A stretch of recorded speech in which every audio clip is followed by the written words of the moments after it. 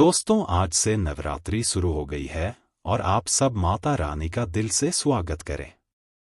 तो आज हम माता रानी से जुड़ी एक छोटी सी कहानी को सुनेंगे और अगर आप भी माता रानी के सच्चे भक्त हैं तो वीडियो को लाइक करें। चाहिए कहानी शुरू करते हैं। एक छोटी सी पोटली की कहानी। एक गांव में एक सेठ जी की सोने चांदी के गहनों की दुकान थी।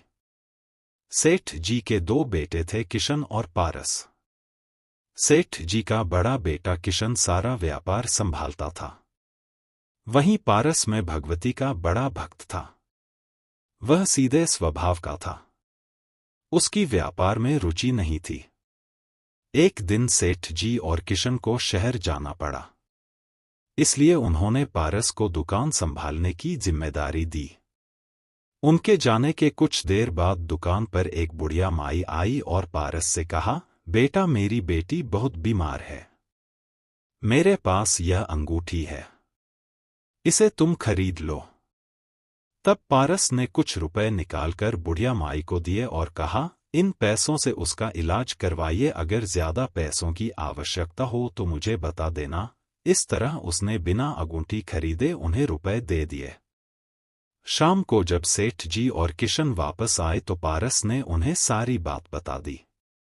तब सेठ जी ने कहा, अरे मूर्ख, यही तो हमारा धंधा है। गांव वाले परेशानी में हमें गहने बेच जाते हैं, जिन्हें हम कम दामों पर खरीद कर उन्हें ज्यादा कीमत पर शहर में बेच कर देते हैं।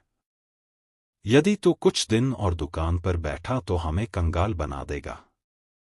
कल से दुकान पर मत आना। यह कहकर सेठ जी ने पारस को दुकान से निकाल दिया।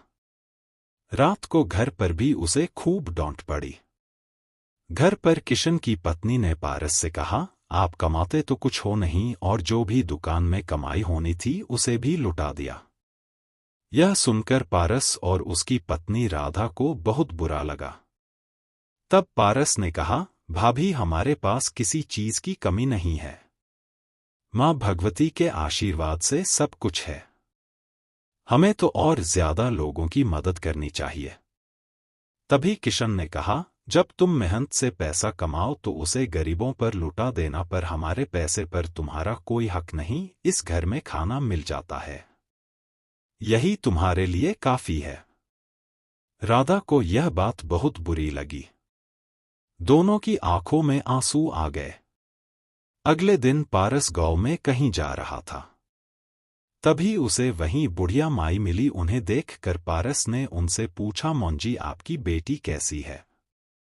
तब उन्होंने कहा, बेटा, तेरी वजह से मेरी बेटी की जान बच गई। पारस बहुत खुश हुआ। तब बुढ़िया माई ने कहा, बेटा, मेरी मदद करने की वजह से तुझे काफी कुछ सुनना पड़ा। तब पारस ने कहा, माँ जी, यह सब आपको कैसे पता? बुढ़िया माई ने कहा, मुझे सब पता है, इसी कारण तेरे पिता और भाई ने तुझे दुकान से हटा दिया। पर तू चिंता न कर, कल से नवरात्रे आरंभ हो रहे हैं। तुम दोनों पति पत्नी एक लायक के जोड़े से मैं दुर्गा के नवरात्रि के व्रत करो और साथ ही दुर्गा सप्तशती का पाठ करो। इसके पूरे होते ही तुम्हारे सारे बिगड़े काम बन जाएंगे। पारस व राधा ने ऐसा ही किया। उन्होंने नवरात्रों के व्रत आरंभ कर दिए। बिना अन्न ग्रहण किए केवल लौंगे के जोड़े से व्रत करने लगे। साथ ही प्रतिदिन दुर्गा सप्तशती का पाठ करते। एक दिन पारस व राधा मंदिर में बैठकर दुर्गा सप्तशती का पाठ कर रहे थे। तभी एक छोटी सी कन्या उनके पास आई और कहने लगी, आप मुझे जानते हो? पारस ने कहा, नहीं बेटी, मैं तुम्हें नहीं जानता। तब उस कन्या ने कहा, मैं वही हूं जिसकी आपने पैसे देकर जान बचाई थी। पारस ने मौंजी के बारे में पूछा तो उसने बताया, वे घर पर हैं।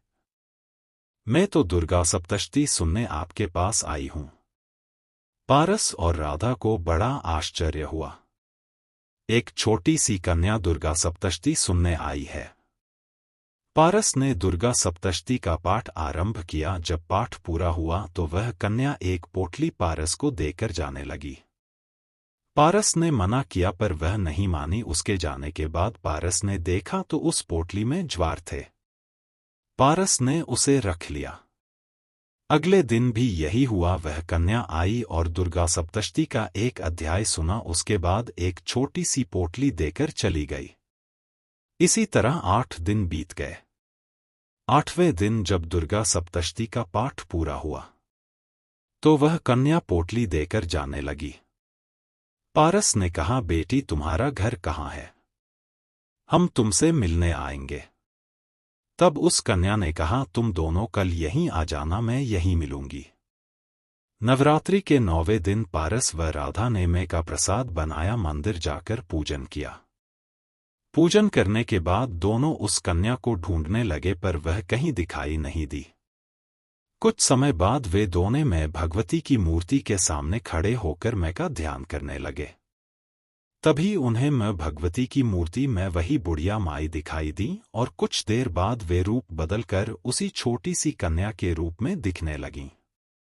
यह देखकर पारस और राधा की आंखों से आंसू बहने लगे। वे मां के चरणों में बैठ गए। सबने उनके रोने का कारण पूछा तो दोनों ने बताया, मैं स्वयं उनकी मदद के लिए आई थी। हर दिन कन्या के रूप में दुर्गा सप्तशती सुनती थी और हम उन्हें पहचान भी नहीं सके।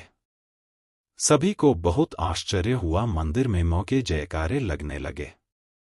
पारस और राधा जब घर आए और अपने कमरे में गए तो देखा जो पोटलियों मां ने उन्हें दी थी उनके सभी ज्वार सोने के बन गए और वे जितना उन्हें निकालते वे उतना ही भर जाती थी।